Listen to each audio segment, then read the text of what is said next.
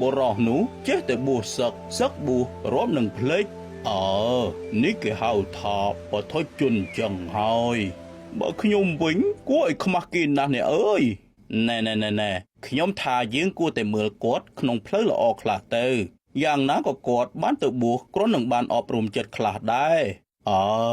គិតទៅគាត់គ្រាន់បើជាងយើងដែលនៅគ្រប់គ្រងផ្ទះជាប់ជំពាក់តែនឹងប្រពន្ធកូនទ្រព្យសម្បត្តិហើយពេលខ្លះយើងក៏ធ្វើអាក្រក់ដើម្បីតែជីវិតនឹងដែរថ្ងៃមួយតាបោះនឹកឃើញដល់ចបដែលលាក់ទុកក្នុងព្រៃក៏នឹកឃើញអំពីរឿងរ៉ាវជីវិតក្នុងភាពជាក្រហមដែលនៅគ្រប់គ្រងផ្ទះជាប់ជំពាក់តែនឹងការរស់នៅប្រកបដោយសេចក្តីលោភៈទោសៈនិងមោហៈទើបពិចារណាដោយសារតែចបមួយនេះទើបអាត្មាអញមិនអាចកាត់ចិត្តពីកិលេសបានដើម្បីកុំឲ្យនឹកដល់ចបទៀតអញគួរតែបោះវាចោលទៅក្នុងទន្លេចុះ